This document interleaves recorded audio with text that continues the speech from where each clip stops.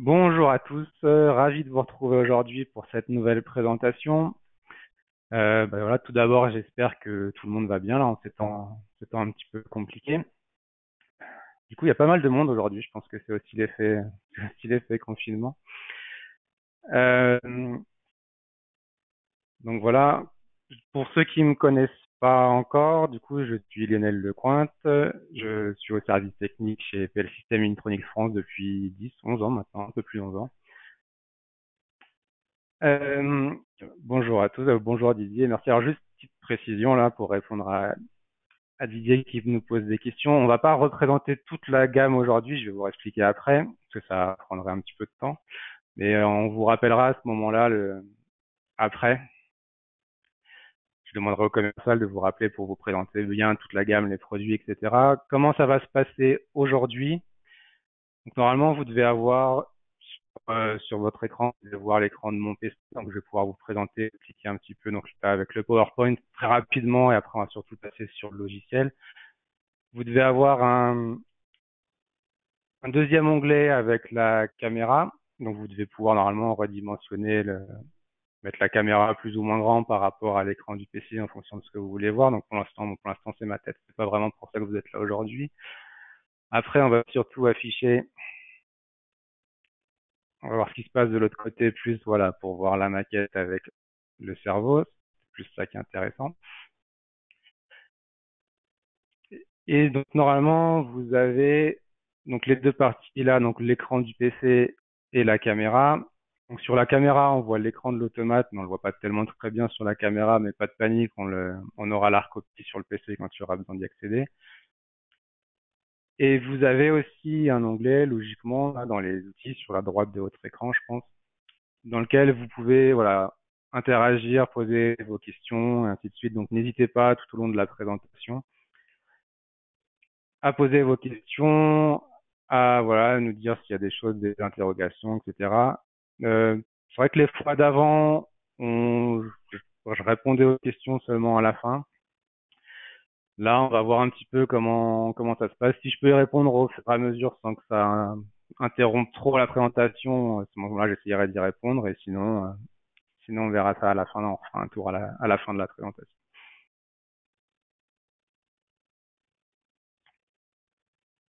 Du coup, on va commencer. Donc, on va parler aujourd'hui de la nouvelle version du coup du logiciel Visiologique. On est sur la gamme Vision. Et plus principalement, parce qu'il y a deux choses dans cette nouvelle version. Parce que la version d'avant, l'avant-dernière mise à jour, on va dire, elle avait permis de rajouter donc la partie variation de vitesse dans le logiciel Visiologique. Cette toute nouvelle version qui est sortie là il n'y a pas très longtemps, qui est du coup la 9.8.90. Alors elle a permis deux choses. Elle a permis d'intégrer nos nouveaux modules d'entrée-sortie déportés en Ethernet directement dans le Vision. Mais enfin, c'est pas ça dont on va parler aujourd'hui. À la limite, on pourra peut-être se garder ça pour un prochain webinaire. Aujourd'hui, on va parler de l'intégration de la partie servo-moteur, du coup, directement en plug and play dans le logiciel VisiLogic. C'est ça qui va nous intéresser aujourd'hui. On va faire juste un tout petit rappel sur la gamme servo-moteur, ce qu'on peut proposer. Voilà, sans trop s'attarder, juste pour dire qu'on peut vous proposer du moteur qui va aller de 50 watts à 5 kilowatts, en sachant que ce sera forcément un ensemble, le servomoteur et le drive qui permettent de le piloter. On ne fournira pas juste du drive pour aller sur un autre produit ou ainsi de suite. Et alors après, tout ça, on l'avait expliqué un petit peu plus en détail quand on avait fait la présentation du servomoteur sur la gamme Unistream. Donc à ce moment-là, on va pas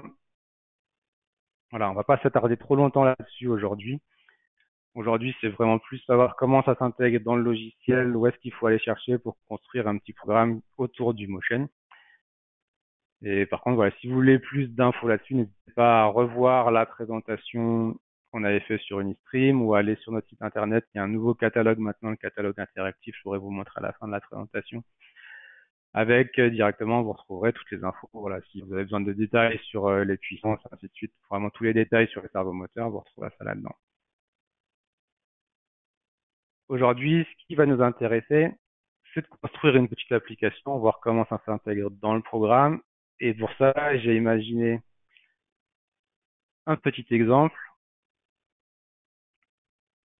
dans lequel juste on va faire comme si par exemple on voulait programmer un petit système de dépose de colle sur des cartons. Donc imaginons il y a un tapis qui arrive, un carton qui se présente devant le poste où on doit déposer de la colle. Et à ce moment-là, bon là on n'aura pas de capteur forcément, donc juste on pourra appuyer sur le bouton Start. L'idée ça va être d'envoyer l'axe sur lequel serait posé le pistolet avec la colle au bout du carton, donc en fonction de la taille qu'on aura renseigné sur l'écran, à une certaine vitesse pour que la colle se dépose bien. Et une fois qu'on est arrivé au bout du carton, revenir se positionner au début pour être prêt à recevoir le prochain carton, ainsi de suite. Donc voilà, quelque chose de très très simple et qui va permettre de voir comment tout ça, ça s'intègre dans le logiciel, où est-ce qu'il faut aller chercher les fonctions, ainsi de suite. Donc bah, je propose que, sans plus attendre, c'est parti. On y va et donc on passe sur le logiciel Visilogy. Donc pour gagner un petit peu de temps, là, que ce soit plus fluide pour cette présentation, qu'on s'attarde vraiment juste sur la partie motion. J'ai déjà préparé un petit peu l'interface, THM, etc. et la structure du programme. Et par contre, tout ce qui concerne vraiment la partie gestion du cerveau moteur et le petit bout de programme, tout ça c'est vide. Et on va le remplir ensemble. Donc forcément, tout ce dont on va avoir besoin, nous, pour travailler, globalement, ça va être beaucoup dans la partie com, juste très rapidement pour initialiser le buscan, puisque le cerveau moteur, enfin le drive plus exactement, va être connecté à l'automate sur le buscan, c'est le bus qu'on voit ici là, sur la caméra. Donc il y aura juste ça à faire, initialiser le buscan, lui dire qu'on va utiliser un cerveau Unitronics dessus, et après tout le reste c'est la partie programme. Donc si on commence par l'initialisation, ça se fait forcément à la mise sous tension. On a dit deux choses à faire, initialiser le port CAN à la vitesse qui va bien. Donc la vitesse par défaut sur les drives, c'est 1 méga. Après, on peut la changer s'il y a besoin de s'adapter sur un réseau CAN où il y a déjà des choses, par exemple, parce qu'on peut mixer, du coup, on peut aller faire, comme c'est indiqué ici, on peut aller faire du CAN Open classique et venir intégrer un cerveau Unitronics sur un réseau existant ou l'inversement. Et donc, voilà, si on a d'autres matériels, par exemple, qui ont des valeurs fixes à 125 ou 500 kg, forcément, on va baisser la vitesse du drive et donc on va mettre ici la bonne vitesse. Donc ça, juste pour initialiser la carte CAN et dire à quelle vitesse on travaille. Et ensuite, sur le CAN Open, dans la config, il va falloir qu'on indique quels sont les numéros ID du ou des drives qu'on va utiliser. Donc, pour mon drive, il est en numéro 1. Donc, si je veux indiquer que le 1 sur le buscan, c'est un drive, il y a juste à cliquer sur le 1, faire un clic droit, et à ce moment-là, lui dire que c'est cliquer ici sur CAN Open Cerveau, il passe en jaune, et là, voilà, le système sait que le numéro 1, c'est un cerveau Unitronics, il saura quoi faire avec. Donc, si vous en avez un deuxième, bah voilà, pareil, sur le numéro 2, 3, ainsi de suite. Et là, forcément, il va me jeter, parce que pour l'instant, voilà, la limitation dans le logiciel Visilogic, on peut intégrer 3 axes. Donc, moi, pour l'instant, j'en ai qu'un, on va rester comme ça. Donc là, voilà, juste au niveau de la com, c'est juste ce qu'il y a à faire. C'est, voilà, je lui dis, je suis sur le buscan, donc ça, de toute façon, il n'y a pas le choix. Et mon drive, il est en numéro 1. Ensuite, comment on va organiser le programme? L'idée, c'est qu'il va y avoir deux parties. Une partie que j'ai appelée MC, c'est là pour Motion Control. En fait, dans cette partie-là, on va juste poser tout simplement toutes les fonctions dont on va avoir besoin après, nous, pour piloter le drive dans notre programme.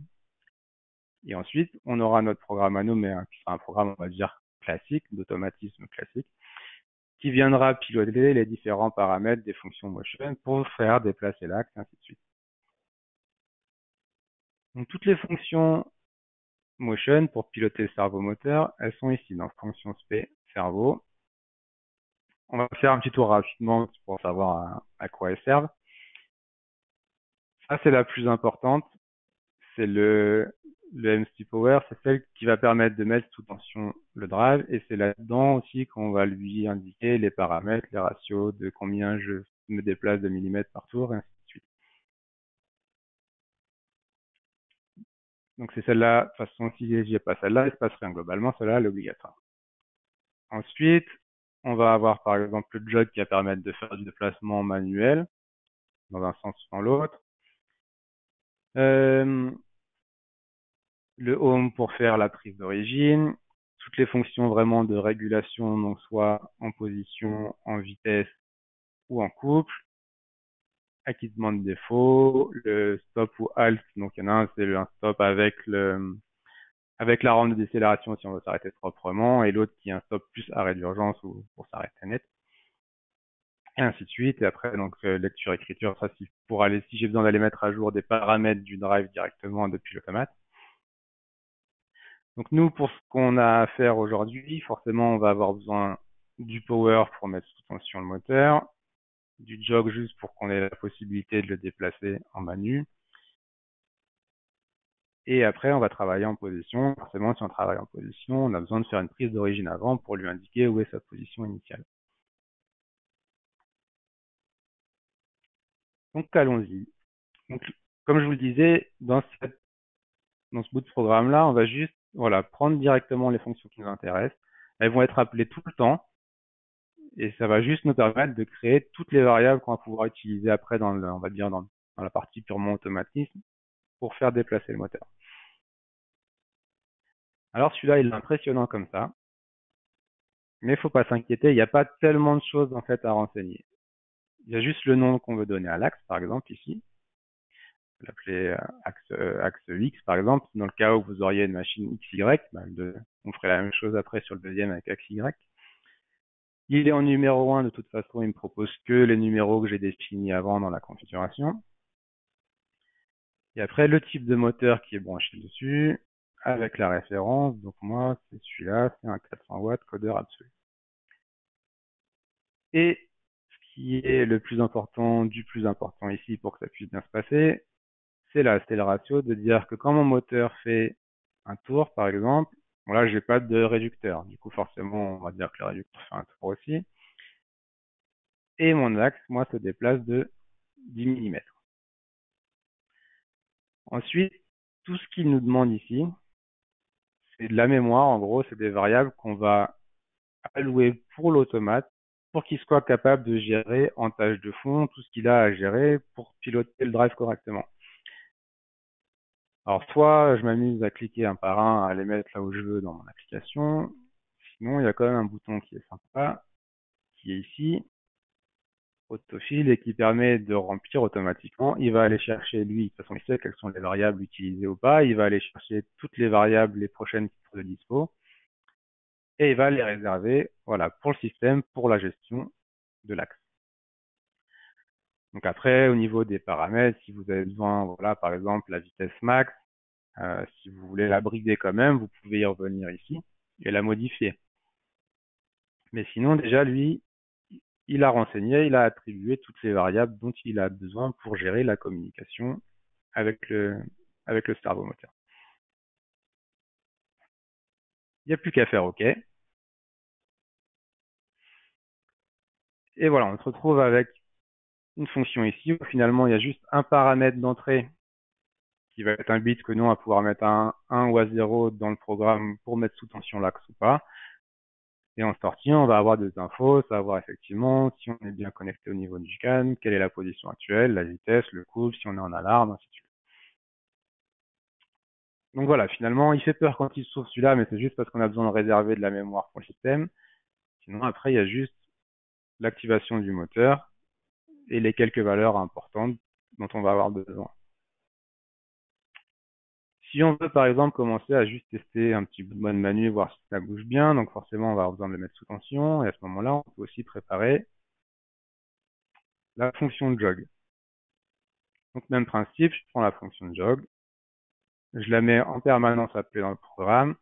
Ici, c'est pareil, en fait, je vais lui attribuer de la mémoire disponible. Donc, j'ai le petit bouton ici qui dit je permets de prendre la prochaine variable dispo. Donc à ce moment-là, bah voilà, on a compris le principe. À chaque fois, je dis prends la prochaine variable que tu trouves de disponible et comme ça, elle sera réservée pour gérer cette fonction-là. Et qu'est-ce qu'on va retrouver ici? On va avoir deux bits qu'on va pouvoir utiliser nous dans l'application pour le faire démarrer dans un sens ou dans l'autre. Savoir à quelle vitesse on veut se déplacer quand on est en jog. Ici, on va la fixer par exemple à 10 mm/seconde avec pareil, accélération, décélération, on va les fixer comme ça pour le moment. Voilà, donc là, normalement, on a toutes les infos qu'on peut utiliser nous dans notre programme, déjà pour le faire déplacer en manu en avant, en arrière. Il nous manque plus qu'à faire le lien avec les boutons qui sont ici. Donc, par exemple, moi, j'avais mis ce bouton-là pour mettre sous tension le moteur, c'est le MB0. Et après, on doit avoir le MB1 et MB2 ici, voilà, pour le jog avant, le jog arrière.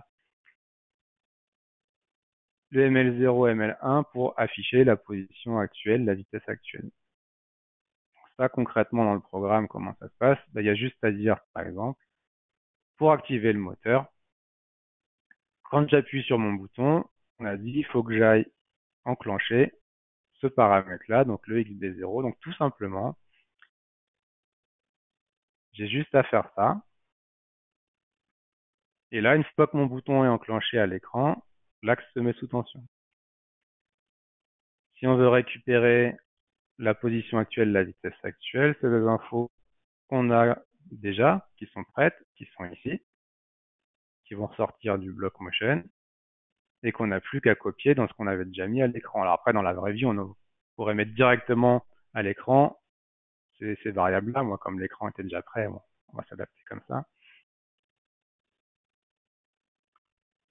Donc, je récupère la position actuelle qui vient du motion et je mets ça à l'écran, tout simplement. Je fais juste une copie. Donc là, voilà, on est vraiment, on va dire, sur de l'automatisme. Il n'y a pas spécialement besoin de connaître du motion ou quoi que ce soit. Il y a juste à savoir quelle fonction on veut utiliser et après, juste, on fait le lien avec un programme, on va dire, d'automatisme classique. Et si je veux le faire bouger en manu, en marche avant, marche arrière, par exemple, eh ben, on a dit, il faut que mes boutons aillent déclencher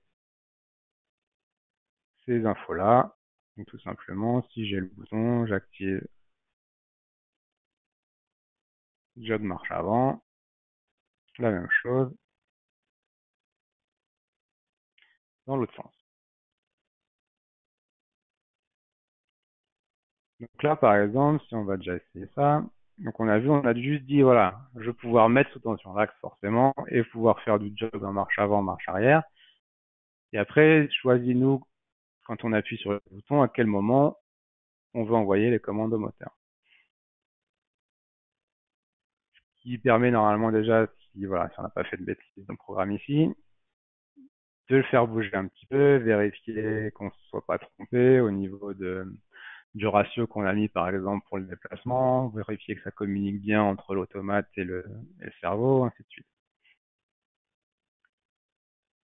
Hop, on va mettre la partie écran ici. On va mettre en grand histoire que tout le monde voit bien.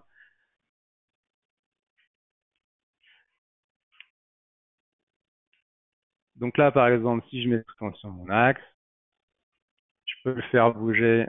Ça se voit après normalement sur la caméra. Voilà, il va bouger tranquillement dans un sens, dans l'autre. Donc déjà, là, je sais que ça a l'air de bien se passer, forcément, ça communique bien, j'ai tous les retours d'infos, j'arrive à envoyer les commandes sur mon moteur. Je peux attaquer mon application vraiment s'il va m'intéresser avec la gestion de la position, ainsi de suite.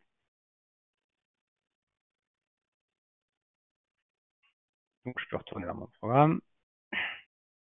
Donc, au niveau purement motion, je vais avoir besoin, on a dit, de deux fonctionnalités en plus, qui va être la plus intéressante, celle qui va nous intéresser, nous, qui va être le déplacement. Mais avant de pouvoir me déplacer, il faut que j'ai fait ma prise d'origine pour que l'axe sache où il est.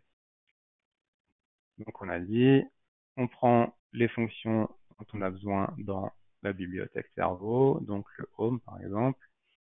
On les appelle en permanence. on attribue des variables qui sont disponibles dans l'automate. Et après, on ira les piloter de l'autre côté. Donc, pour faire une prise d'origine, bah, j'ai juste besoin de savoir quand est-ce que je fais la prise d'origine. Et à ce moment-là, j'activerai ça. Et au moment où je fais la prise d'origine, quelle est la valeur que je veux mettre? Donc là, ici, ce sera 0. Si vous savez que vous faites votre prise d'origine à 12 mm parce que le capteur il a 12 mm, à ce moment-là, il y a juste ici à lui mettre en valeur à la mise sous tension 12, par exemple, et du coup, il prendra 12 mm au moment où vous faites la prise d'origine. Et après, tout simplement, moi, j'avais prévu un petit bouton ici, position initiale, qui est le MD11. Et donc, dans mon programme, si j'appuie sur le bouton, je déclenche le exécute de la prise d'origine, tout simplement.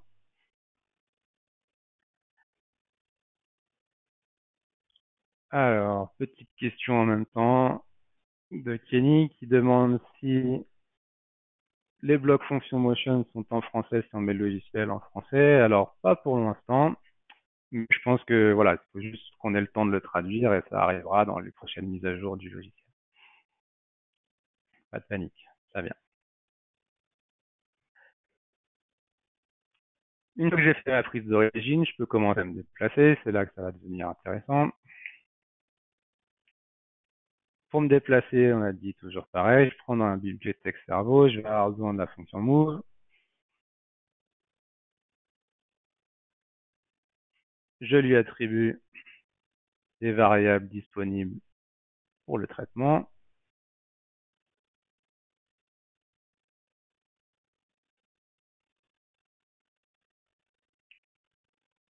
Hop, voilà. Et donc là, forcément, il y a un peu plus de paramètres. Qu'est-ce qu'on a là? On a le type de mouvement, donc savoir si on veut faire un déplacement relatif ou absolu. Donc en petit rappel, relatif, ça veut dire que si on lui met une consigne de 10 mm, à chaque fois, il va se déplacer de 10 mm par rapport à là où c'était arrêté. En absolu, ce qui va être le cas à nous, si on lui met une consigne 10 mm, il va aller vraiment à la position 10 mm et puis il bougera plus, quoi. Si on lui renvoie après 10 mm, bah, il y est déjà, il bouge pas. Le exécute qu'il faudra mettre un dans le programme pour démarrer le mouvement,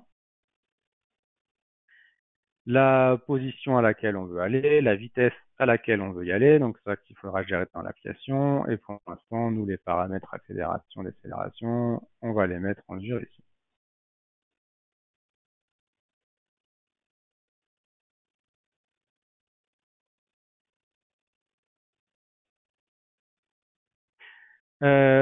Autre question donc de Jean-Pierre qui demande sur la prise d'origine, où faisons-nous rentrer l'info du capteur? Donc je pense que l'idée c'est de dire quoi? Donc d'aller chercher un capteur, dire voilà, si on a le capteur qui passe à 1, à ce moment-là on fait la prise d'origine ici. Donc bah, dans ce cas ça veut dire qu'il faut remplacer le bouton que moi j'ai mis à l'écran parce que j'avais pas câblé des capteurs ici pour faire la démo. Remplacer ce bouton-là par une entrée.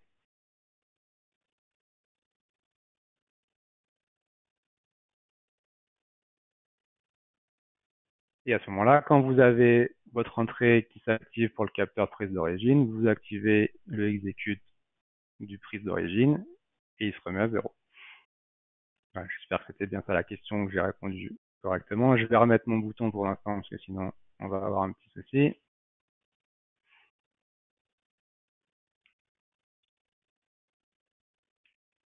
Et ensuite, donc comment ça va se passer ici? Donc on a dit il faudra que je renseigne la, la position à laquelle je veux aller, la vitesse à laquelle je veux y aller.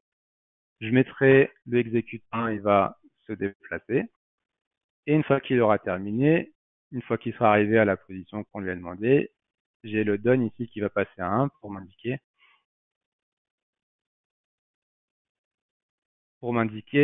qu'il est arrivé.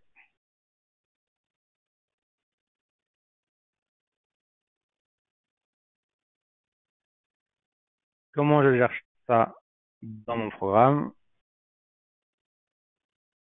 Et oui, d'accord, ok. Mais je reviendrai sur la prise d'origine après, à la limite, si vous voulez bien, histoire qu'on puisse continuer à avancer à ce moment-là ici. Donc, on fera un petit tour après sur la suite de la question de tout à l'heure. Maintenant, si je veux déclencher mon mouvement, donc on a dit, il faut que je lui dise où je veux aller, à quelle vitesse je veux y aller, que je déclenche le mouvement. Tout simplement, moi, le mouvement ici, pareil, il va être déclenché par le start qui est là, qui est le MB10. Donc à ce moment-là, tout simplement, il suffit de dire au début du mouvement, donc quand le MB10 passe à 1, j'ai plus qu'à charger la taille du carton dans la position à laquelle je veux aller. On va copier ça. Ça ne bouge pas. Dire que je prends la vitesse de dépose de la colle que je charge dans la vitesse du mouvement. Et ensuite, on a dit, j'active.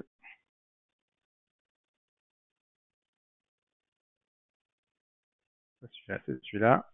Le exécute de la fonction move pour qu'il commence à se déplacer à cette vitesse-là, du coup, à cette vitesse-là, pardon, pour aller à cette position-là.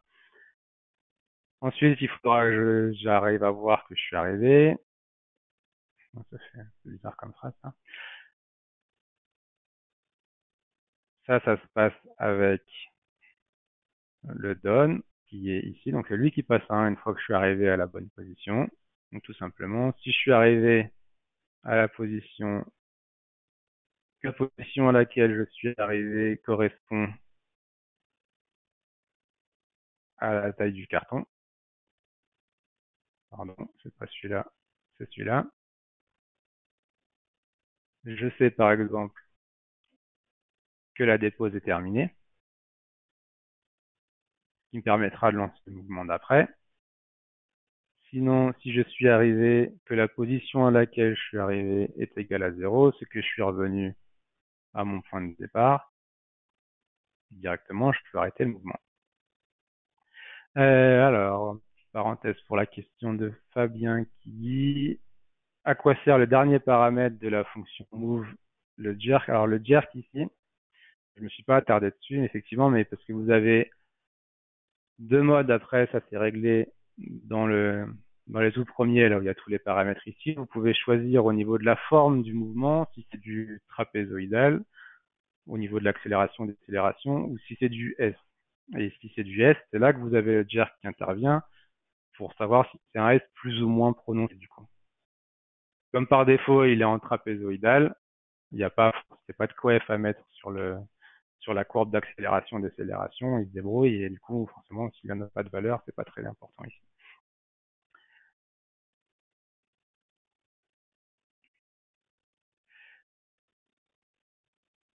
Donc ensuite, on a dit, si je suis arrivé à la position qui correspond à la taille du carton, c'est que j'ai fini de déposer la colle.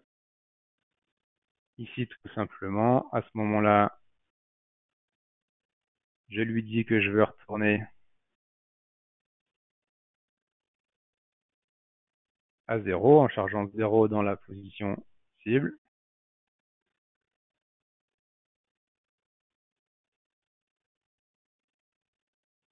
Je lui dis que je vais y retourner en utilisant la vitesse qu'on a mis pour le retour, qui n'est pas forcément la même que la vitesse aller. Enfin, après, peu importe à voir dans l'application en fonction de comment il faut que ce soit géré. Voilà. Et après, alors, ici, chose qui est importante à comprendre. Donc, le execute, il faut qu'il génère un front montant pour démarrer le mouvement, mais il faut qu'il reste à 1 tout le temps du mouvement, sinon les paramètres de sortie ici ne sont plus actualisés, donc vous ne saurez pas qu'il a fini correctement ou qu'il y a eu un problème, ainsi de suite. Donc comment on gère ça? Tout simplement en disant que si on a le mouvement qui est activé et qu'on n'est pas arrivé au bout, alors on donne l'ordre de se déplacer. Comme ça, le moment où je suis arrivé au bout, ça va faire retomber l'ordre et puis après il va repartir puisque celui-là va être actif qu'un tour de cycle.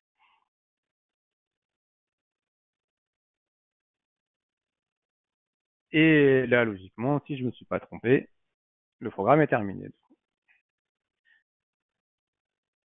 On va pouvoir vérifier ça ensemble.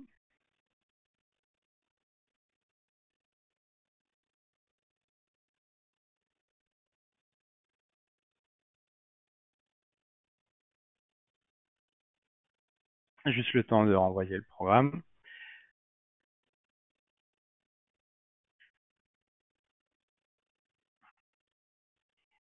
Voilà, ce qui va nous permettre de revenir sur la partie écran, de remettre le moteur sous tension. Donc là, on n'a pas fait de bêtises, ça fonctionne toujours. Donc par exemple, si je me mets ici, que j'appuie position initiale, il remet bien 0. Donc on va se remettre là. Et après, tout simplement, je rentre la taille du carton, la vitesse à laquelle je veux faire la dépose.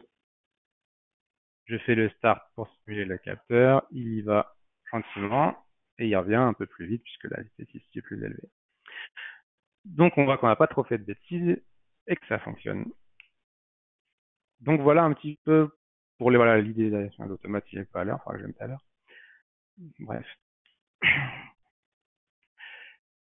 Donc l'idée c'est ça, petit rappel de comment ça se passe. Voilà, j'espère que ça permet de voir que c'est assez simple au niveau programmation. Juste appeler ici en permanence toutes les fonctions dont on va avoir besoin dans le programme pour qu'on ait sous la main tous les paramètres nécessaires pour piloter le moteur. Et après, on reste sur de la programmation, on va dire l'automatisme classique, où tout simplement, je déclenche les bons paramètres quand il faut dans mon programme pour déclencher les mouvements, ainsi de suite. Alors, du coup, Thierry qui nous demande, bonjour, quelle est la précision de lecture de la position? Alors, bah, ça va dépendre. Ça va dépendre de ce que vous mettez ici. Puisqu'on a dit ici, là, j'ai dit que voilà, pour un surmoteur, je faisais 10 mm. Par exemple, si je m'amuse à dire que ça fait 1000, après, moi, je pourrais, à l'affichage, tricher, lui dire qu'il y a 12 digits au niveau des décimales pour qu'il me l'affiche 10,00. Et là, vous pouvez commencer à monter puisque le codeur, par exemple, sur celui-là, il a une résolution de 8 millions de points par tour. Donc, logiquement, voilà, si vous voulez aller au millième de millimètre, vous le mettez comme ça et vous l'affichez avec 3 décimales, quoi. Ensuite, alors, Raphaël qui nous demande si possible d'ajouter une mesure séparée du codeur, c'est-à-dire ajouter un codeur externe pour prendre en compte le codeur externe dans le traitement. Non, nous, pour l'instant, on n'utilisera vraiment que la valeur interne du codeur, quoi. Après, si vous voulez rajouter un codeur externe pour faire une comparaison, vérifier voilà qu'il n'y a pas de glissement ou quoi que ce soit, il faudra gérer à côté. Mais au niveau des fonctionnalités intégrées dans le logiciel ici, ça va se passer sur le codeur qui est intégré dans le moteur.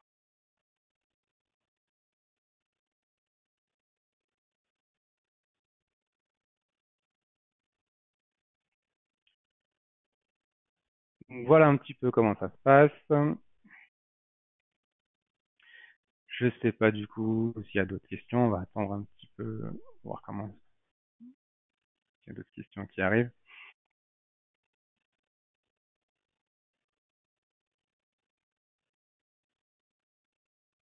Non, pas forcément. Du coup, pourquoi le nombre d'axes est limité à 3? Bah, c'est un choix comme ça. Après, si vous avez une appli avec 4, n'hésitez pas à nous tenir au courant. On verra si on veut faire quelque chose. Après, le problème, c'est qu'il faut aussi, voilà, qu'on garde de la mémoire dans l'automate pour faire le reste et ainsi de suite, quoi. Ensuite, peut-on utiliser d'autres cerveaux qu'Unitronics? Alors, pas avec ces fonctionnalités-là. Je veux dire, il n'y a rien qui vous empêche d'aller piloter un cerveau d'une autre marque en CANopen classique, mais à ce moment-là, il faudra lui programmer en CANopen classique. Les fonctions, là, on va dire plug and play, forcément, elles sont dédiées au cerveau Unitronics. Ensuite, est-ce qu'on peut utiliser la même chose sur un Samba? Alors non, c'est une bonne question. Pour le moment, on verra si ça évolue après, mais c'est limite, enfin, c'est disponible seulement sur la gamme Vision et seulement sur les visions, on va dire les plus récents, donc c'est-à-dire en gros tous les tactiles couleurs et V130. Voilà. Tous les automates qui sont plus anciens que ça, on va dire. Je pense par exemple à un V120 TDC qui pourtant a un port CAN, mais il ne pourra pas gérer de cerveau et pour l'instant les Samba ne peuvent pas non plus. Question, je pense effectivement liée à la taille mémoire qui est disponible dans le Samba, qui est plus petite que celle qu'il y a dans un Vision. Et ensuite, alors Didier qui nous demande comment définir le type cerveau en fonction de l'application, c'est-à-dire de toute façon, nous on n'aura qu'un seul type de cerveau que vous allez paramétrer ici, en fonction de la référence du moteur que vous avez dessus. Et là, forcément, on parle que de nos cerveaux Nitronics, donc c'est forcément un cerveau de chaîne.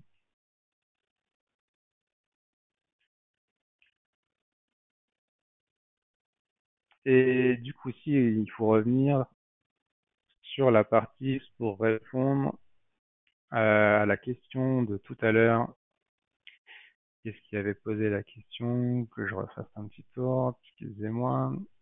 Oui, Jean-Pierre qui nous demandait par rapport au capteur pour faire la prise d'origine. Si on regarde ici, là, dans les paramètres homing au niveau de la prise d'origine, la valeur 35, c'est pour lui dire fais la prise d'origine là où tu es ici.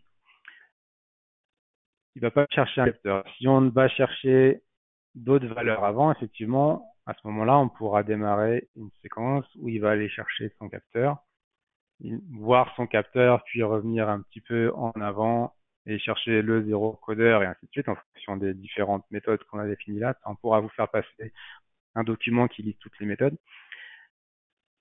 Et par contre, je vous avoue que même moi, pour l'instant, j'ai pas encore regardé ça. Je sais pas où est-ce qu'on lui indique l'entrée. Mais du coup, je vais me renseigner tout de suite après, une fois qu'on aura fini la présentation. Et je vous renverrai un petit mail en début d'après-midi pour dire où est-ce qu'on lui indique l'entrée qu'on utilise là-dessus. Savoir si c'est peut-être une entrée, et voilà, vous n'avez peut-être pas le choix ou pas. Je vous dirai ça en début d'après-midi. Ensuite, alors, question. Peut-on synchroniser deux axes? Alors, ça dépend de ce que vous appelez synchro. On peut synchroniser deux axes, on va dire ici, à la vitesse de traitement de l'automate, quoi, autant de cycles automate. Si c'est synchroniser deux axes dans le sens où, par exemple, là, j'ai fait mon mouvement en X, j'ai fait mon aller-retour, et une fois que j'ai fait mon aller-retour, il faut que je déclenche un petit mouvement en Y pour décaler un deuxième axe, quelque chose qui va m'amener mon carton d'après, par exemple. Là, oui, de la synchro comme ça, il n'y a pas de souci. Au niveau on est autant de cycle automate, on peut synchro. Si on commence à parler d'interpolation, etc., de suivi de courbe de déplacement, là, on peut pas aller jusqu'à là pour l'instant avec cette gamme-là. Ensuite, alors David demande, retrouve-t-on les mêmes fonctions dans Unilogic? Oui, dans Unilogic, c'est le même esprit. Euh, je vous invite à ce moment-là à regarder sur notre site internet ici. Donc, si on regarde l'écran du PC, vous avez sur notre site internet une rubrique webinaire. Et on a déjà fait, donc si on prend le logiciel Unilogic, ça doit se retrouver quelque part par là. Ou pas, mais il doit être quelque part ici. Présentation produit plus du coup. Voilà, présentation drive et moteur Unitronics, ça c'était le webinaire avant. On changera le titre ici, on va rajouter Unilogic. Mais ça, voilà, c'est la même chose sous Unilogic et avec peut-être un peu plus de temps sur la partie vraiment présentation de la gamme produit que sur le logiciel. Mais sinon, les fonctionnalités sont les mêmes et c'est pareil dans Unilogic. Alors ensuite, Christophe qui nous demande bonjour, vous vendez donc l'ensemble moteur-cerveau sur la base de specs mécaniques, etc. Oui, tout à fait. À ce moment-là, si vous avez des besoins là-dessus, plus de questions, ce que je vais faire, c'est que je vais demander au commercial qui s'occupe de votre secteur de vous rappeler peut-être, je sais pas, cet après-midi ou début de semaine prochaine, pour vous présenter ça un peu plus en détail, voir avec vous, voilà, ce que vous avez à faire et essayer de trouver le produit qui va bien pour répondre à votre demande.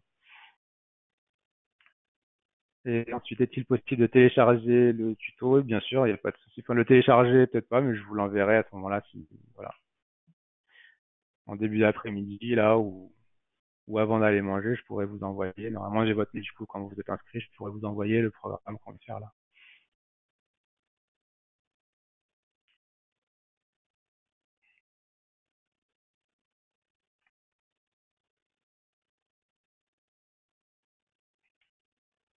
Donc, voilà, je pense qu'on a fait le tour. Je regarderai un petit peu si j'en ai oublié entre deux. À ce moment-là, je m'excuse d'avance, c'est pas fait exprès, mais c'est qu'il y en a eu pas mal. Et voilà, si j'en ai oublié, je revérifierai un petit peu après. À ce moment-là, il n'y a pas de souci, on répondra par mail en fin de matinée. Là, on est déjà en fin de matinée, au début d'après-midi. Voilà, personne ne sera oublié, il n'y a pas de souci. Alors, je dois partir, Jean-Marc, mais il n'y a pas de souci. Oui, c'est vrai qu'on s'attarde un peu sur les questions là. Du coup, bah, merci d'avoir été là déjà, et puis à une prochaine fois. Ensuite, Jérôme qui demande quelle est la taille de l'écran que vous utilisez. Alors ici, moi, c'est un écran 7 pouces. Et donc, on a dit, c'est disponible sur toute la gamme Vision. Donc, on peut aller du 3 pouces 5 au 12 pouces en passant. Donc, on a le 3 pouces 5, 5 pouces 7, 7 pouces, 10 pouces, 12 pouces. Donc, logiquement, vous devriez pouvoir trouver 4 pouces 3, j'ai oublié, pardon. Vous devriez pouvoir trouver, je pense, la taille de l'écran qui vous intéresse par rapport à l'application que vous avez à faire. V130 possible, oui. V130 possible.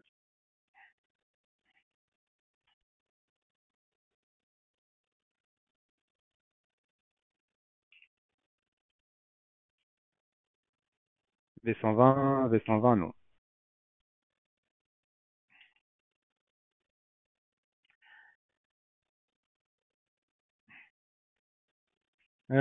Voilà. Ensuite, si je vois une question ici, Didier, au niveau sécurité hors course, le codeur est-il suffisant? Alors, j'ai envie de dire, ça dépend de votre système. Vous pouvez, ici, effectivement, là, si on reprend un petit peu sur le logiciel, vous avez dans le contrôle de position, vous pouvez définir des limites négatives, positives, qui déjà va vous empêcher d'envoyer des commandes qui ne seraient pas dans ces limites-là. Après, effectivement, s'il y a vraiment, faut pas que ça aille, non, si vraiment faut pas que ça aille taper sur la mécanique, un petit capteur, ça fait pas de mal non plus, quoi.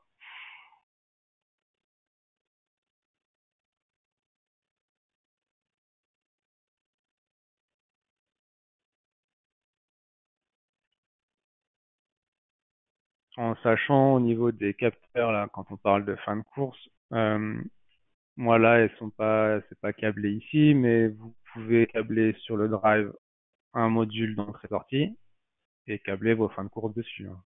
Logique. Histoire que les fins de course soient pas gérées par le programme, mais directement par le drive au niveau sécurité.